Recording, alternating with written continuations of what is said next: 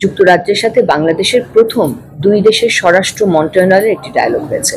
আমাদের বর্তমানে যুক্তরাজ্যের সাথে 2018-তে যখন আমি এখানে রাষ্ট্রদূত হিসেবে জয়েন করি তখন শুধু একটি ডায়ালগ ছিল, সেটি ছিল স্ট্র্যাটেজিক ডায়ালগ। পরবর্তীতে আমার অনুরোধে যুক্তরাজ্যের সাথে আমাদের ট্রেড মিনিস্ট্রিকে আমরা অনুরোধ করি, ট্রেড মিনিস্ট্রির সাথে আমাদের কমার্স মিনিস্ট্রি একটি ট্রেড ডায়ালগ শুরু হয়, যেটি দুটি হয়ে গেছে অলরেডি। পরবর্তীতে আমি আরও অনুরোধ করি যে ডিফেন্সের সাথে ওদের এমওডির সাথে আমাদের এফডির একটি ডিফেন্স ডায়ালগ শুরু হতে পারে, সেখানেও একটি ডায়ালগ আমরা তৈরি করেছি, ওটারও দুটি হয়ে গেছে। এখন তৃতীয় যেটি আমরা গত 2 বছর ধরে চেষ্টা করছিলাম যে আমাদের স্বরাষ্ট্র মন্ত্রণালয় এবং যুক্তরাজ্যের স্বরাষ্ট্র মন্ত্রণালয়ের সাথে একটি ডায়ালগ হওয়া দরকার, কারণ অনেক ইস্যুজ আছে যেগুলো আমরা কমিউনিকেট করতে পারছি না, তথ্যের আদান প্রদান হচ্ছে না। এখানে অনেক ক্রিমিনালও আছে এই দেশে যারা আমাদের দেশ থেকে পালিয়ে আসে, মিউচুয়াল লিগ্যাল অ্যাসিস্ট্যান্স চাই, আমরা এক্সট্রাডিশন চাই, এই আলোচনাগুলোও হয় না। তো সেই কনটেক্সটে আমাদের প্রথম হোম অফিস দুই স্বরাষ্ট্র মন্ত্রণালয়ের যে ডায়ালগটি সেটার নাম হচ্ছে, সেটা একটি জয়েন্ট ওয়ার্কিং গ্রুপ আমরা তৈরি করেছি। সো গতকাল 16ই মে প্রথম Bangladesh UK joint working group on home affairs এই মিটিংটি লন্ডনে অনুষ্ঠিত হয়েছে। মিটিংটির প্রথম বাংলাদেশ থেকে অতিরিক্ত সচিব পর্যায়ের স্বরাষ্ট্র মন্ত্রণালয়ে এসএসডি ডিভিশনের অ্যাডিশনাল সেক্রেটারি ছিলেন আমাদের সাইডের লিডার, এবং ওনাদের সাইড থেকে ওনার কাউন্টারপার্ট ছিলেন।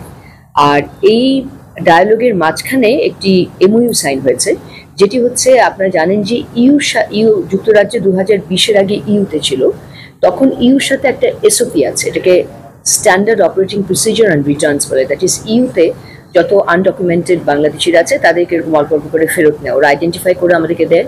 আমরা আগে ইন্টারভিউ করতাম, এখন আর ইন্টারভিউ দরকার হয় না, কারণ এমআরপি আছে, ই পাসপোর্ট আছে।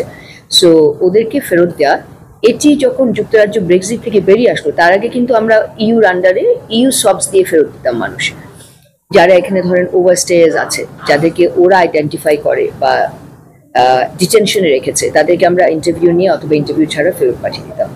সেটি যুক্তরাজ্য যখন ব্রেক্সিটে চলে গেল, ইউ থেকে বেরিয়ে আসলো, তারপর থেকেই আলোচনাটা চলছে যে আমাদের নতুন করে একটা ইউকে বাংলাদেশ সবস সাইন করা উচিত, কারণ আগে তো ওরা ইউর আন্ডারে ছিল।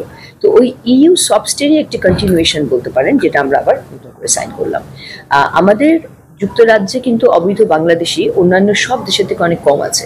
দ্যাট ইজ প্রথম 10টি দেশের মধ্যে যে সবচেয়ে বেশি অবৈধ অভিবাসী রয়েছে, সেই 10টি দেশের মধ্যে কিন্তু বাংলাদেশ নেই।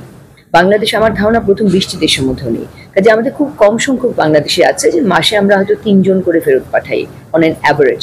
কিন্তু একটা সময় ছিল 2015, 16, 17 বা তারও আগে 2012-13, তখন কিন্তু আমরা 100-150 লোক করে পাঠানো হতো।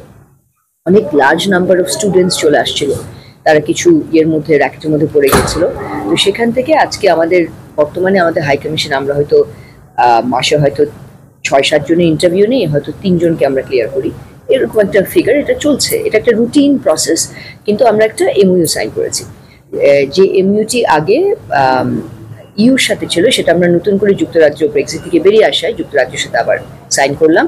এখন থেকে এই স্বরাষ্ট্র মন্ত্রণালয়ের ডায়ালগ প্রতি বছর হবে, হয় লন্ডনে অথবা ঢাকায়। এবং গতকাল আমরা স্বরাষ্ট্র মন্ত্রণালয়ের ডায়ালগে এই সবসটি সাইন করা ছাড়াও আমরা আলোচনা করেছি দুই দেশের মধ্যে ট্রান্সন্যাশনাল ক্রাইমস, টেরোরিজম, এক্সট্রিমিজম, দুই দেশের পুলিশ বাহিনীর সহযোগিতা এবং ট্রেনিং, মিউচুয়াল লিগ্যাল অ্যাসিস্ট্যান্স, অর্থাৎ যদি আমরা কোনো আইনি তথ্য কাউকে দিই যে সে কোনো আইন ভঙ্গ করে এসছে, তখন তার সম্পর্কে তথ্য দেওয়ার ফর্মেটটি ঠিক করা, এবং দুই স্বরাষ্ট্র মন্ত্রণালয়ের ভিতরে এক্সট্রাডিশন নিয়ে কথা বলা। যেমন এই দেশের যদি কোনো অপরাধী এই দেশে থাকে বা এই দেশ থেকে অপরাধ করে আমাদের দেশে পালিয়ে যায়, তাদের যে আদান প্রদান হবে, এগুলো আমরা জাস্ট এজেন্ডাতে প্রথমবারের মতো আলোচনা করেছি।